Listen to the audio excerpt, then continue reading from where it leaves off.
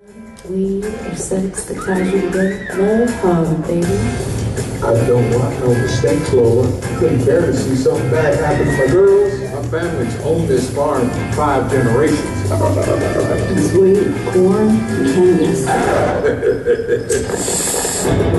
You do realize that that's the best weed in the United States of America. You pack me a freshman, darling, and remember, pack it tight.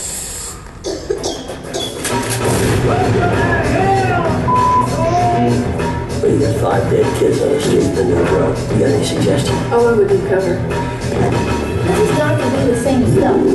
The bust. I got this guy named Breezy. And you would sing. Yo, me and these girls, they just roll up into town. Something dirty's going on here. I want this case. I can infiltrate the family and I'll take them all down. I'm making this case for us. Hey, get the f off her! I want to help you, okay? I want to make sure he never hurt you or find you. Rise and time, girlie. I'm not drug dealers. You're farmers. How we're family. You be part of that family for life. Hear that? Wise girls. People really love you.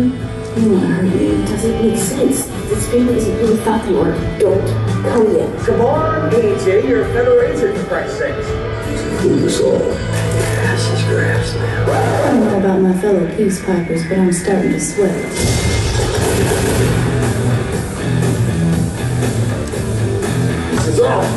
Somebody wants to take it from me, you don't have to file anything. Take your federal ass, get the f off my property. You going down, baby? Old Chapter 5. I've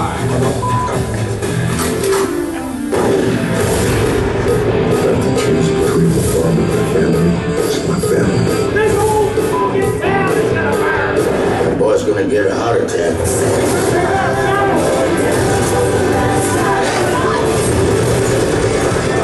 Let's make this bitch.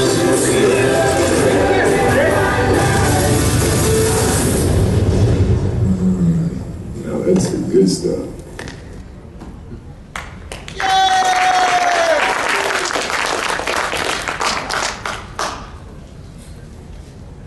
Testing. Whoever cut that trailer was mentally ill. All right.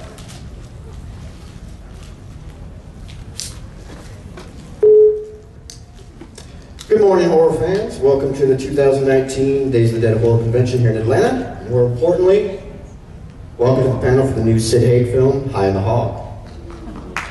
All right. Everybody sober this morning? Close enough. My name is B.A. Lewandowski. I'm the editor of this film, and I'll be your moderator today. On behalf of everyone on the High in the Hog team, we appreciate you coming out today. You can see from the trailer, this movie is fucking crazy. I can swear, right? Well, I got the microphone. I guess I can do whatever I want. This is a retro grindhouse crime drama. Sid will get more into that in a little bit. It's obviously a movie about sex, drugs, and rock and roll, but it's so much more than that. Besides my panel guests here today, the film also stars Joe Estevez and the late Bobby Zadar. We'll get into some more details about the film's release, which is very, very soon. More on that later. Let's get down to the nitty-gritty. So without further ado, let's introduce our panel.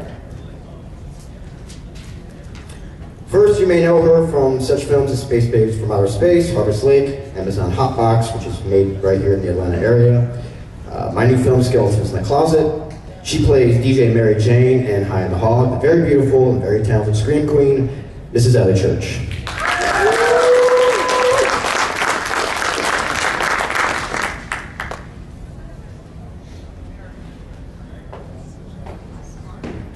Next, this man needs no introduction, but I'm going to give you one anyway so I can hear myself talk a little longer.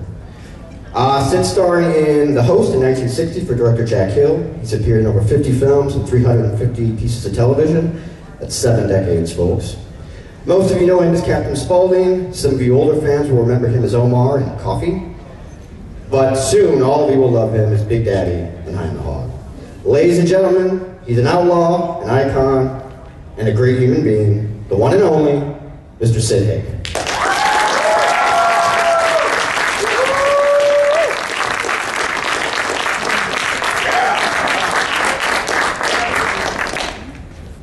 Thank you.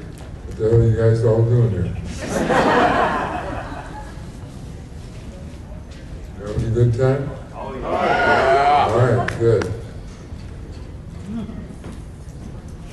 All right. Jesus, fall on the chair.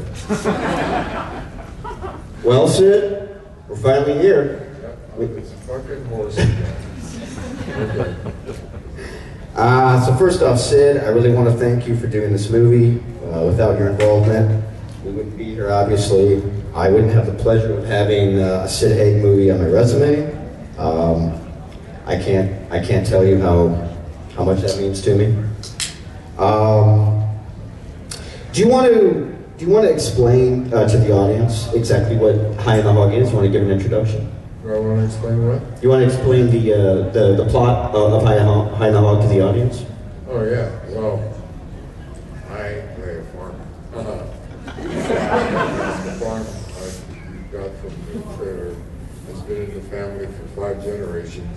I promised my father, before he died, that I wouldn't sell out to corporate farmers and just keep the farm going.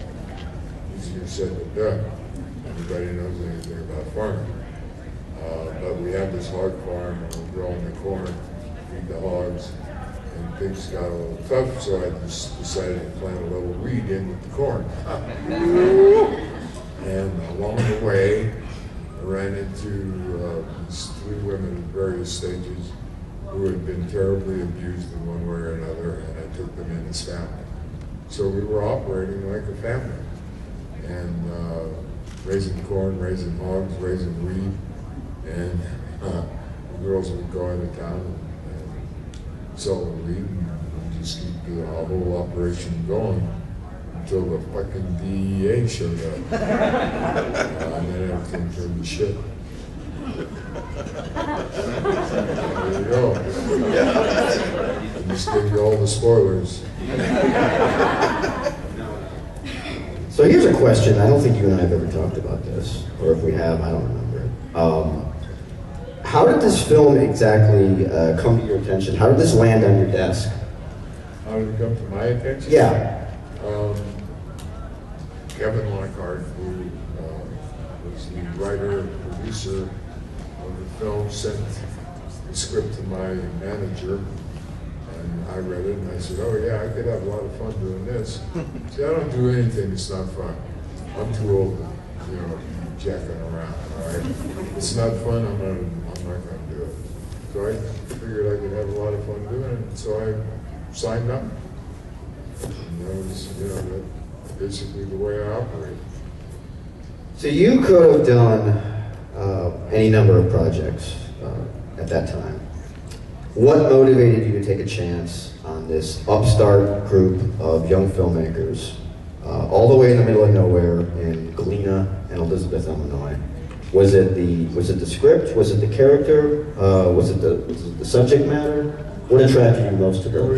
It was all of that stuff combined. I like the subject matter. I like the idea of family. I like the idea of demonizing weed. Okay. See, the whole way that marijuana, if you will, became this terrible thing was because of William Randolph Hearst. Okay, who was a big rag seller. All right. He had his newspapers and all that stuff, and he bought thousands of acres of forest land to provide paper for his newspapers. And then he found out that an acre of hemp could produce more paper than 100 acres of forest, and pissed him off. And so he started this campaign against hemp, which of course we all know contains THC, gets you high, but it also contains CBD, which makes the rest of your body work right. So he, started this campaign against it, which evolved into Reefer Madness, okay, and all the other films that demonized weed. And So that, you know, that's where that whole thing comes from. So that interested me in terms of just making people aware that not everybody that smokes weed goes crazy and starts doing weird shit, you know? And that was something that was attractive. I like that idea. And the whole idea of family, particularly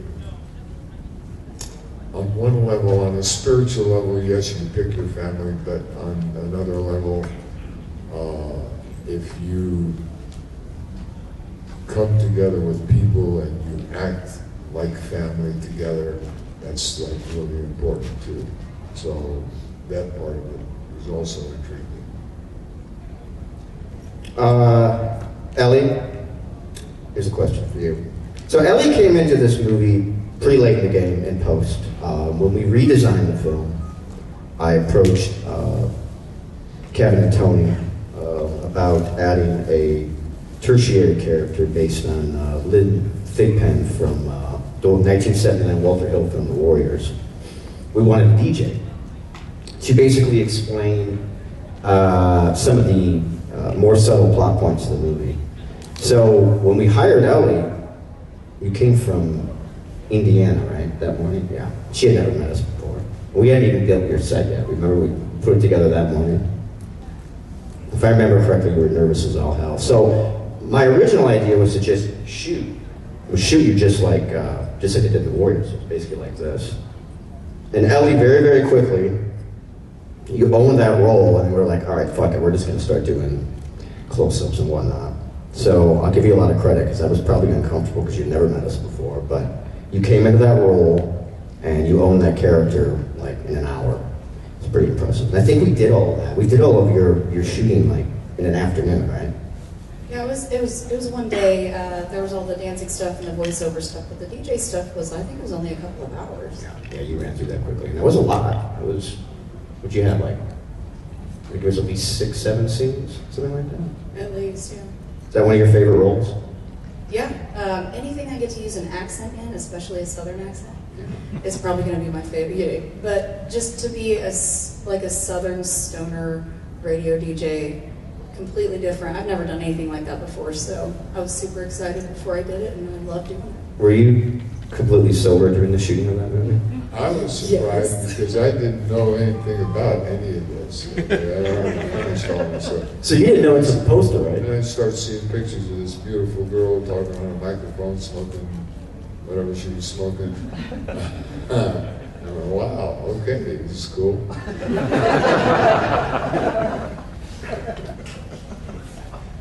Sid, you wear several hats on this film.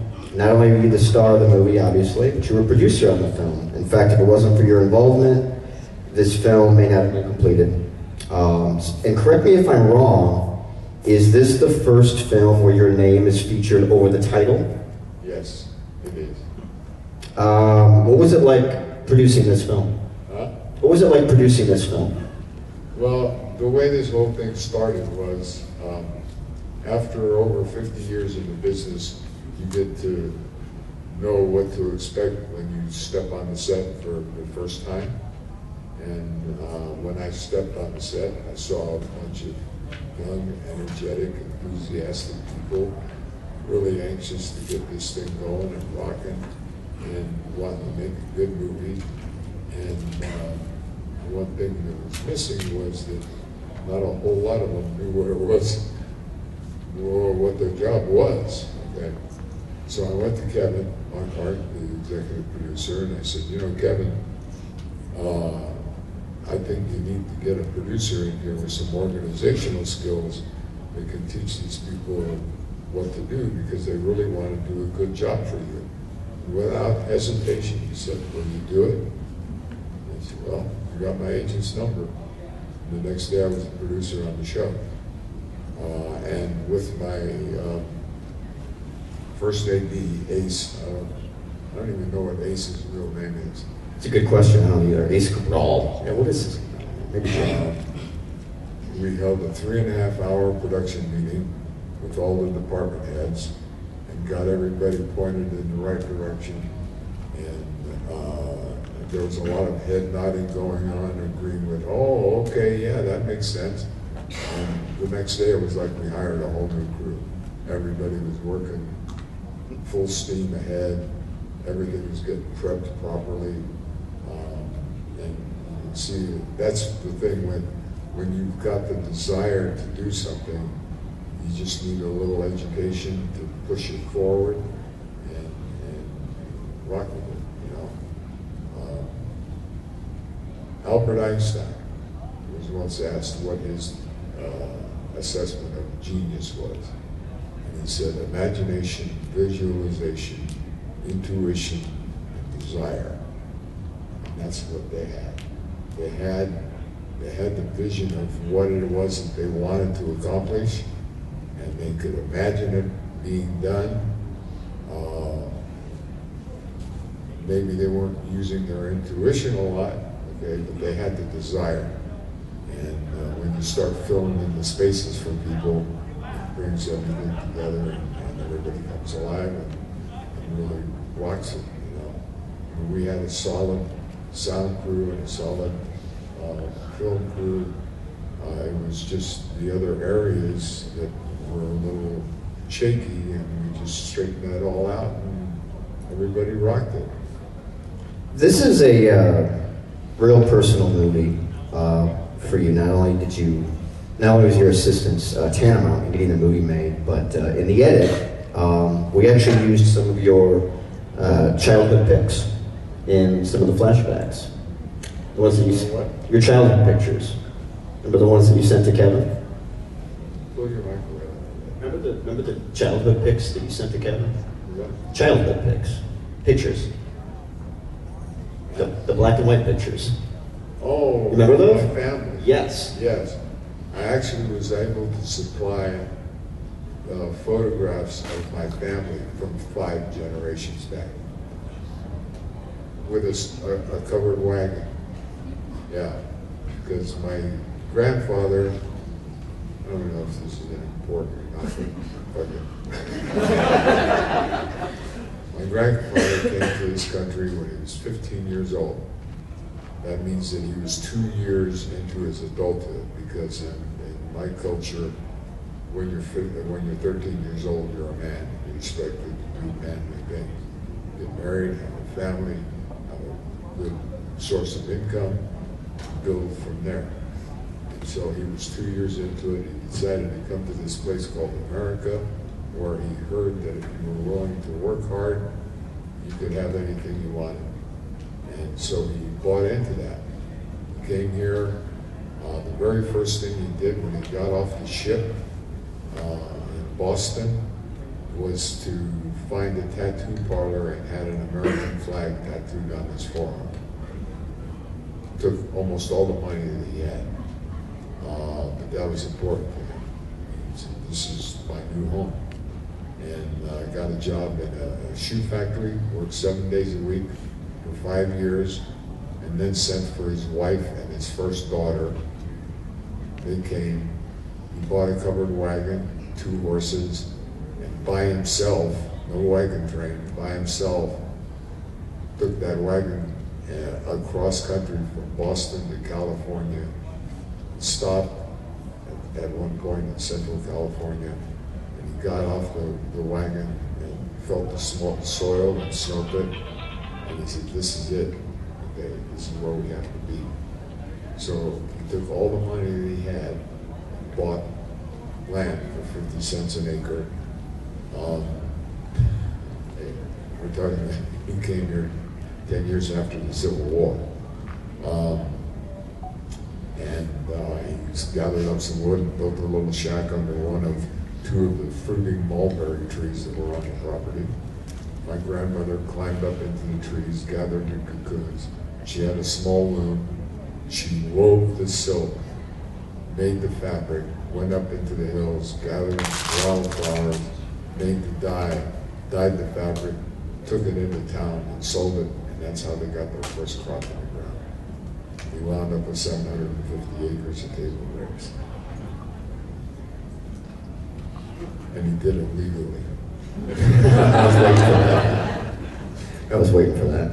I don't know what that means, but it just came to my head, and I opened my mouth, and shit falls out.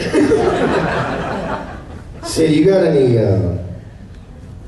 What was your fondest memory of making High in the Hog? You got any really funny backstory for us? I'm making High in the Hog? Yeah.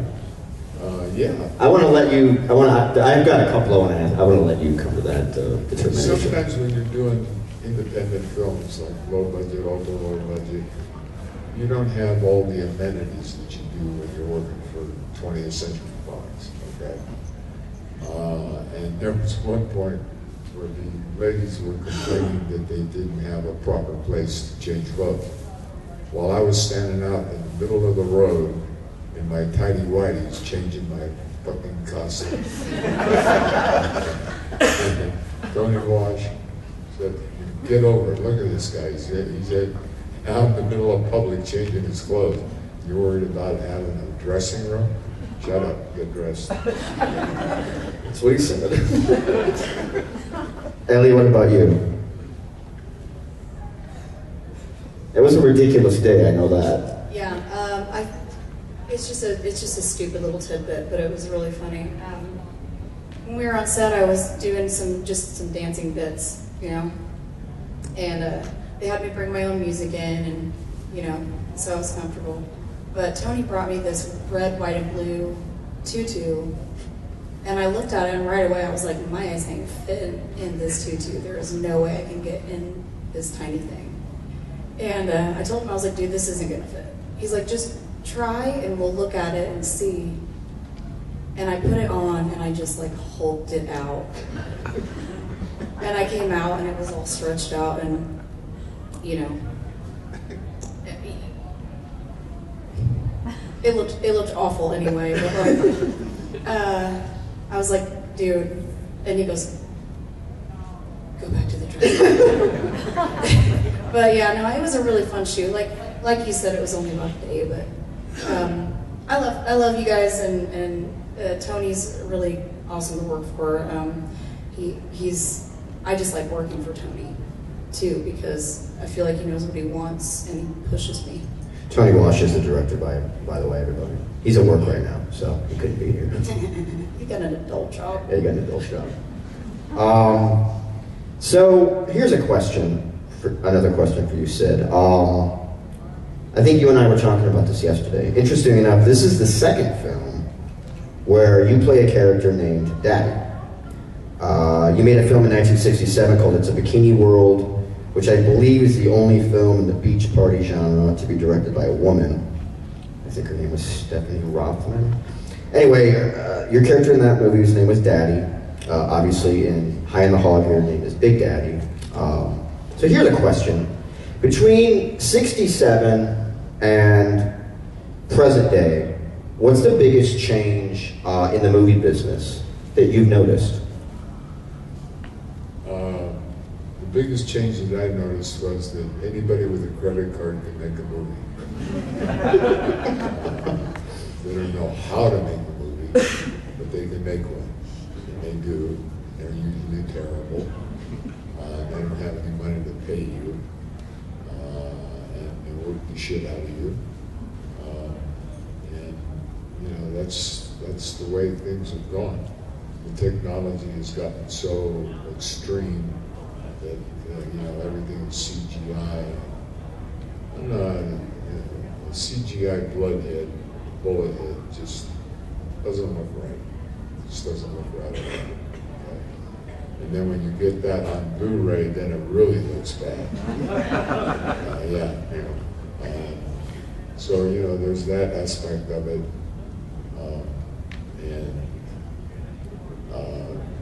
The other thing is the whole casting system has changed so dramatically. You used to have to go in and audition for the producer and the director. And if it was a television show, the representative from the network. And now people are being hired by the media numbers, okay? That's why there's so many television shows that only last like 4 to 6 episodes, because they're so fucked up that people can't act, Okay, they just don't know how to do it. And so, you know, the idea of because somebody's got 150,000 followers, that means that there's going to be 150,000 butts in the seat. Not really. Okay? Once they go to see the film and it tanks, then it's all over. So what I'd like to see is getting back to the old style, where you actually went in face to face with the director and showed him what you got. But that ain't happening. No. Haig and the Hog, by the way, it's all practical effects. No CGI bullet hits in that movie.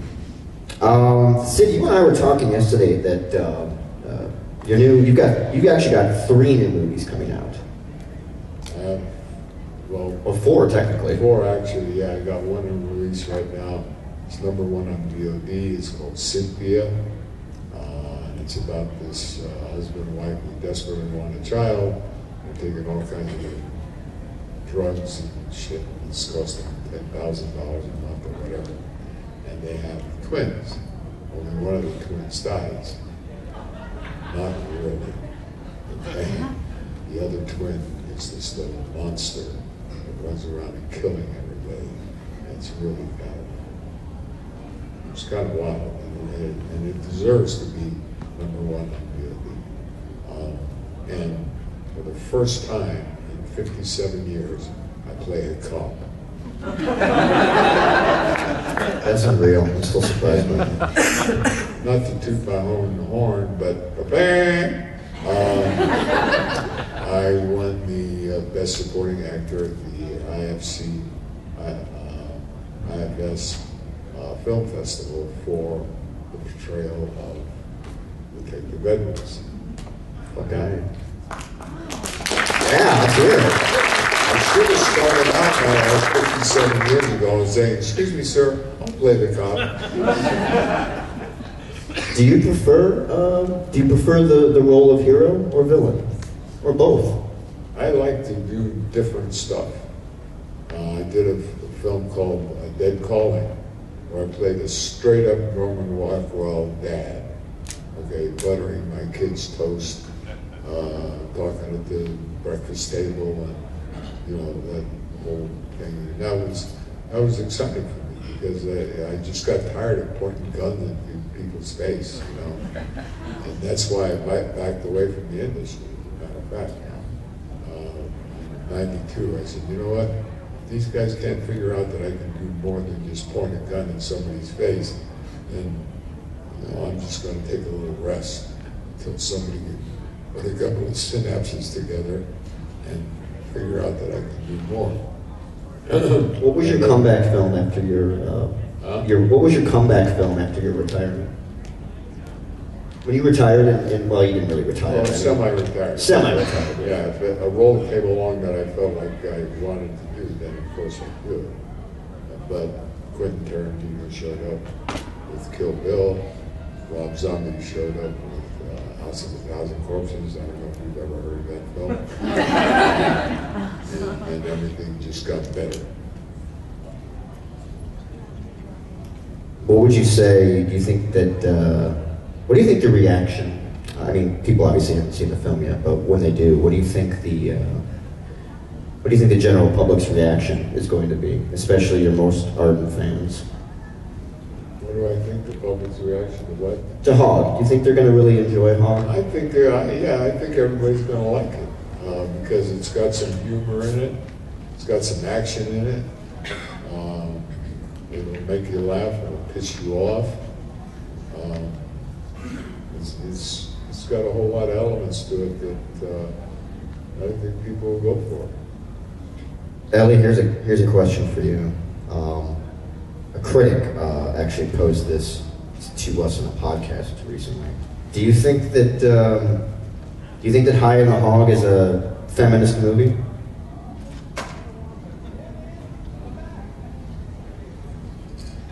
And I ask that because there's so many strong female characters. Right. It's about a family of women helping women, and I think just people helping people in general. But I mean, any good relationship between women can be, I guess, seen as feminist because women aren't always so great to each other. So just to see women loving each other is an awesome thing. Absolutely. Does anyone out there in the audience know what the Bechdel test is? Yes? Okay, yeah. High on the Hog passes the Bechdel test. Does everyone know? Okay. Should I explain that really quickly? In a movie, very rarely will you see two women having a conversation that's about anything other than men. You don't see it that often, and that's what that test is. And High on the Hog actually passes it, so that's why I actually consider this a feminist movie. We'll see what happens when it's released. But it's definitely a political film. It's definitely an overtly political film. In fact, there's a sequence that, in my opinion, Sid basically wrote himself on the spot. He ad-libbed it. I think we're going to show that when we're all done. And that's the scene when he goes toe-to-toe with Detective Mo Dick, who's played by Martin Sheen's brother, Joe Estevez. So, yeah, that's a real name. Did not make that up. So, Sid, tell me about that sequence. You basically ad-libbed that, and you were clearly trying to make a very distinct political point, which was marijuana prohibition should end, legalization should begin. How do you feel about the progress in your state of California in terms of marijuana legalization, and what direction that's headed to? Well, people are going to do what the fuck they're going to do, okay? And I would much rather have somebody just sitting around relaxing, maybe taking a couple of hits of a joint, than having somebody sit in the bar for 4 hours and drink a pint of booze and go out and kill somebody in their car. Okay, there's two kinds of things. Cop pulls this guy over because he's driving too fast, he's driving crazy, and he goes up to the window and the guy rolls down the window and the smell of the booze just almost knocks the cop over. And he says, "Sir, do you know how fast you were going?" And he goes, 40? He says, "No, 65. You're going 65 miles an hour. Get the hell out of this car." Boom, and he takes him to jail. Next day, the cop is out on patrol and he sees a car that's doing something against the rules, pulls him over, guy rolls down the window and the smoke comes piling out of the car. Okay, and he says, "Sir, do you know how fast you were going?" And he goes, "Wow, 40? He goes, "No, 4.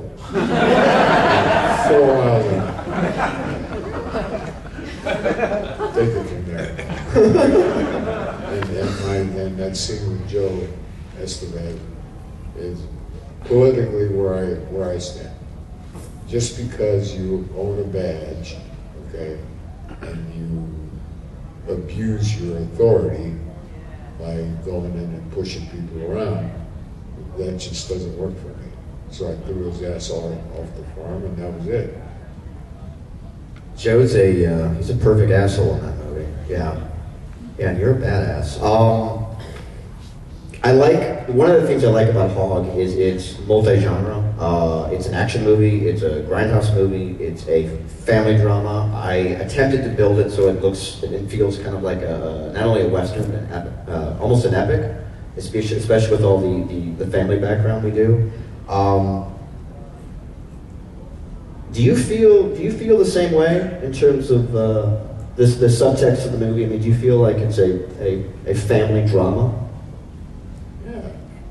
Yeah, absolutely. I think it's got value in the fact that it brings home the family values, the women taking care of the women, the man taking care of the women. I have a little romantic interlude there.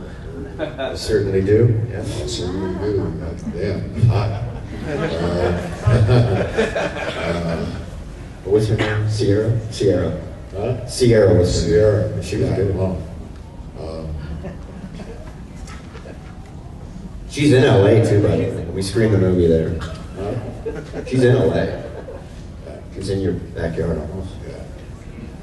Yeah, we got lucky. We had a great cast. It really did. I mean, like I said, Joe's in it. The late Bobby Zadar, who played Maniac Cop. Jesse C. Boyd, who was in Mindhunter. Obviously, Ellie Church.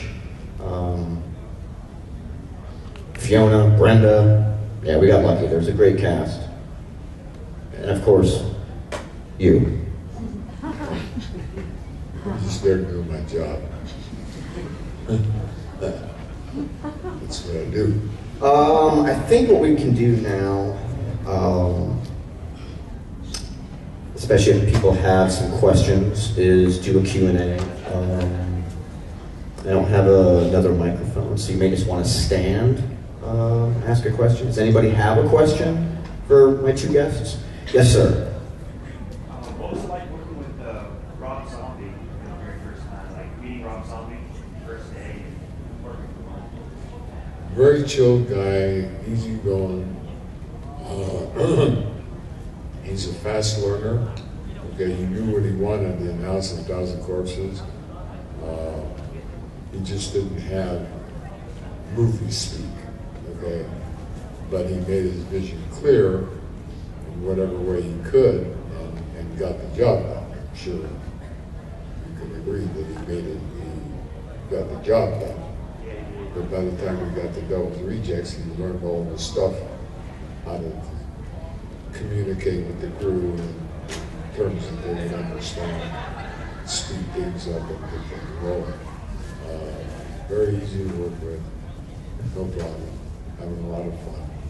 And does what most directors should do.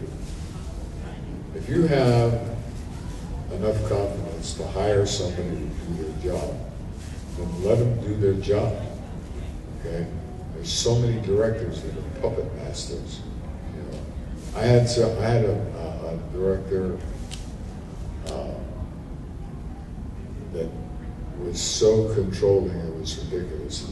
Sid, look to your left, and now put your head down a little bit, and now, you know, make a gesture with your right hand, and then stop, cut. God damn it, I'm not a puppet, okay? So put your Geppetto shit away.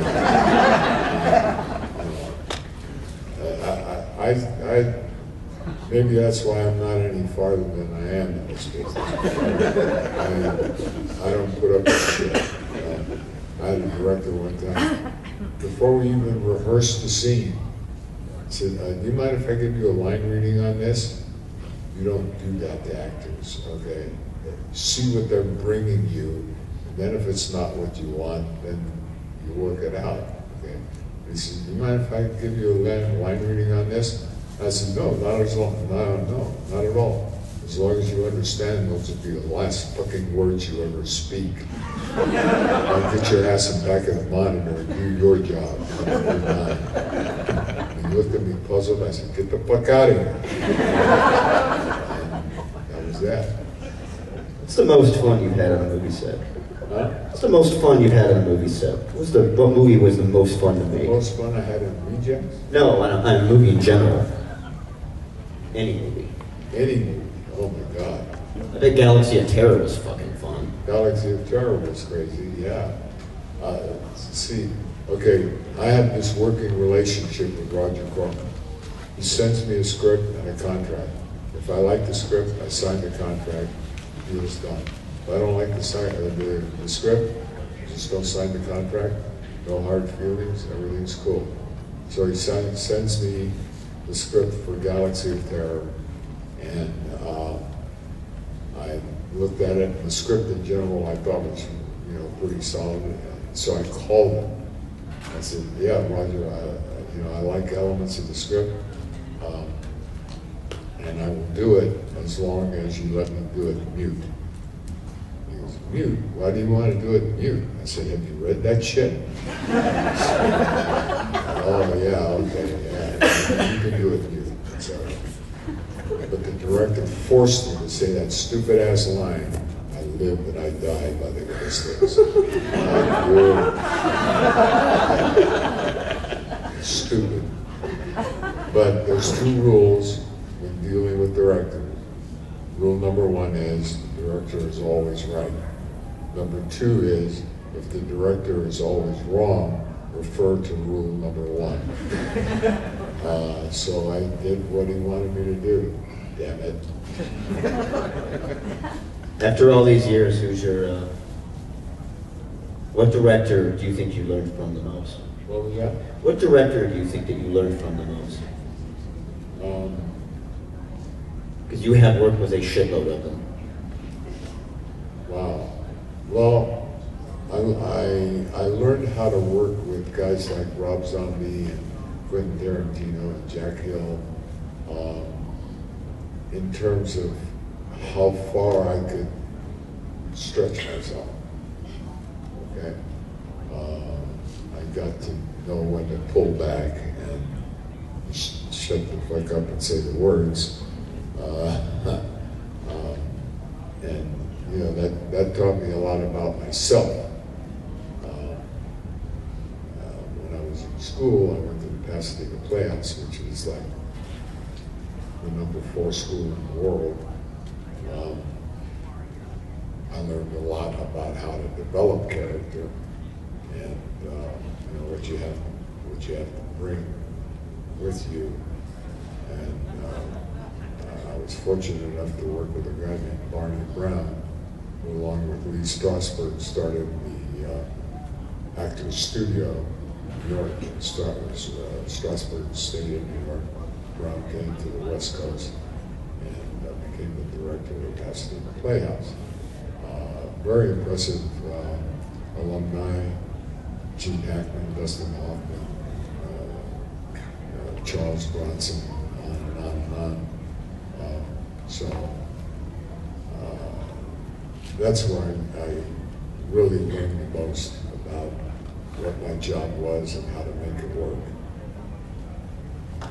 Ellie, I got a quick question for you. I don't know if we've ever talked about this. Do you have formal training as an actress? Or did you just kind of, you and Brian just kind of jump into it?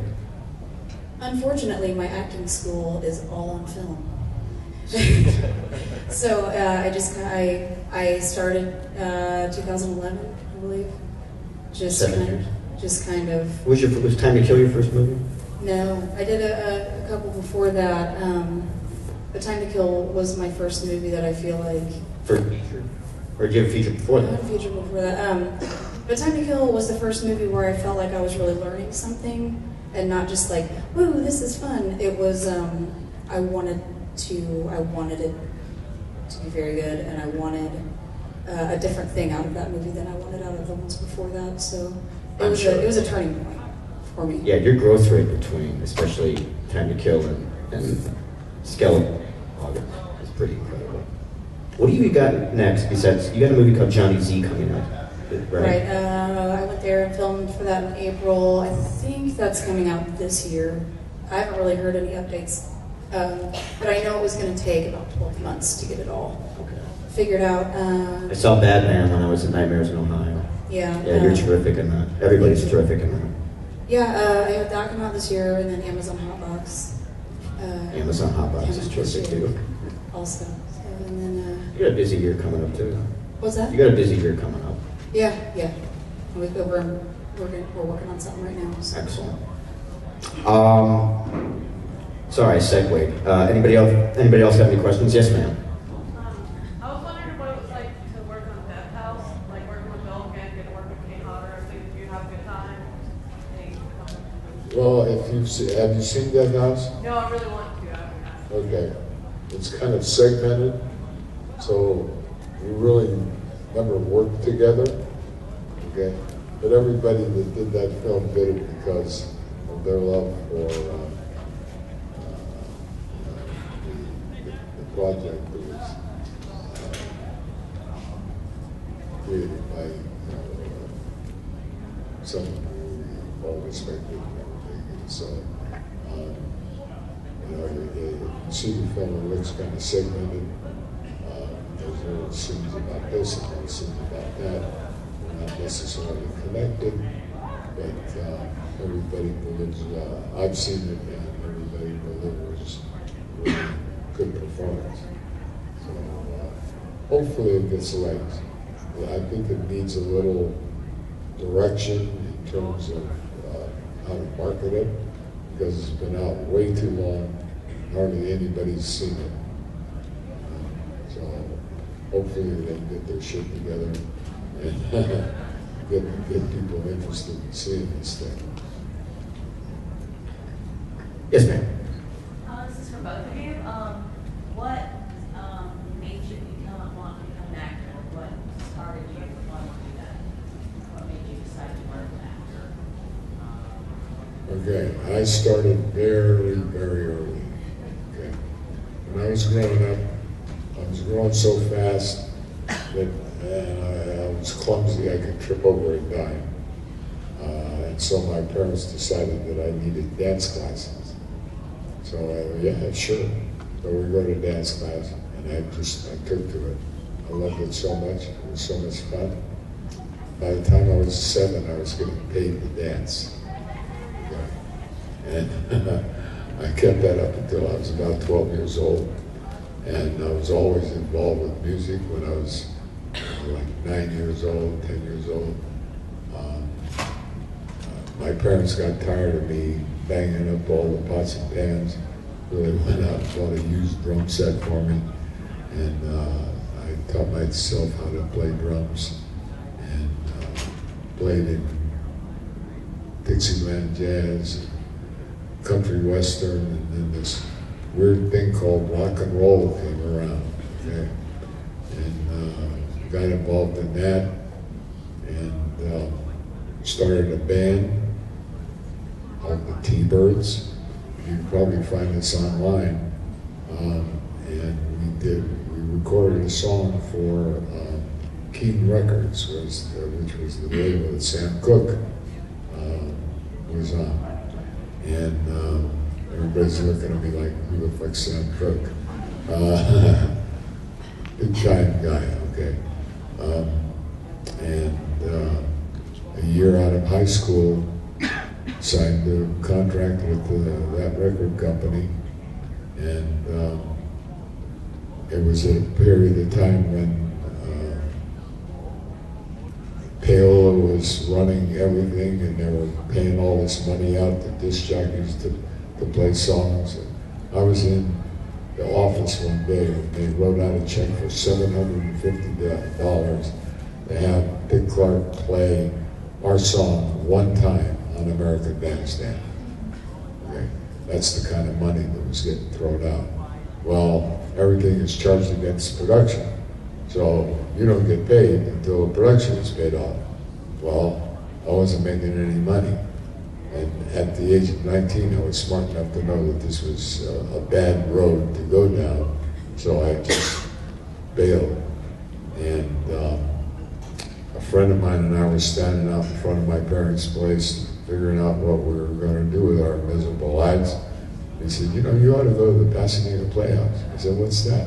He goes, it's a theater arts college. I went, oh, really? So I sent away for the information, filled out the application form, got my 3 letters of recommendation, and away I went to acting school. And the first day, we had orientation, and the dean of the college said, okay, there's 3 things that you need to become successful as an actor. First, you need wealthy parents. Well, I'm screwed. Because my parents were definitely not wealthy. But it's true. You need pictures, you need clothes, you need a car to get you back and forth, and this and that and everything else. So yeah, okay, I get that, I understand it. He said, number 2, you have to be tenacious. I said, aha, I am a stubborn son of a bitch. If I put my eye on something and I want it, I'm gonna go get it, okay? So, all right, I'm good. And then he said, the 3rd thing is, if you happen to have a little talent, it'll help. And so I said, well, I think I got talent. So I'm 2 out of 3, not bad, let's go for it. And we started with a class of 150. Everybody was always on probation, okay? At the end of 6 weeks, you had to perform 2 minutes comedy, 2 minutes drama, and 2 minutes of classic. And based on that, you were either invited to stay, or you may pack your bags and go home. And yet it was always that way. At the end of each semester, you either got a little invitation in your mailbox to stay for another semester, or if you didn't get the invitation, you just packed your shit and went home. So from 150, 2 years later, we graduated 32, and of the 32, 2 of us became working actors. Me and Stuart Margol, the guy who played Angel on the Rockford Files, remember him? Okay. He and I were the only 2 out of 150. So that's, and they were always tough, always tough. They followed me even after I graduated. I don't know how the hell she got my number, but my ballet teacher, because we had ballet, modern dance, and Elizabethan dance classes every day. So she calls and said, my dear friend Dorothy Arzner, who was the first female director in Hollywood, and at this point she was the head of the film department at UCLA. She said one of her students is doing his thesis film and he can't find somebody to play the lead that he feels good about. Do you have any suggestions? She said, yes, I do. I'll call him, I'll send him over. His name's Sid Haig. She called me, I don't know how the hell she got my phone number, and said, okay, you go take your ass to UCLA right now, go find Dorothy Arzner in the film department, and you better get the job. They had their foot up your ass even after you graduated. So that's how that whole thing started. I did Jack Hill's student thesis film. That was The Host. The Host, which later Quentin Tarantino saw a piece of and fell in love with it and found all the unedited footage, got it all together, bought it all up, and made Miramax make it a companion disc to Switchblade Sisters. And then I did a Western after that. I did another film for Jack called Bloodbath. By the way, have you seen Bone Tomahawk yet? I have seen Bone Tomahawk, yeah. You're great, man. Well, thank you. I just caught that recently. Ellie, do you want to answer the end of that question? Because I think we have to wrap up. Sure. I want to say first that Sam Cooke is my favorite voice of all time. There we go. So there's that. I became interested in acting through, I feel like the most influential thing for me was Saturday Night Live. I watched it with my family, and we all just kind of would sit around and laugh. And then when I was 11 years old, my dad bought a camcorder, and I begged and begged and begged and begged him to use it. And finally he trusted me enough with it to use it. And that's all I wanted to do, was make skits and just be funny and make people laugh, which is super weird because I got into horror mostly, but I would very much love to do some comedy. And I think sitting around and watching Wonder Woman with my grandma, and Splash was a big one, Daryl Hannah was a thing. But yeah, I've always been a class clown. I've always liked to make people laugh, and I don't know, I want to make people feel something. So this last film I did, The Bad Man, does not make people laugh,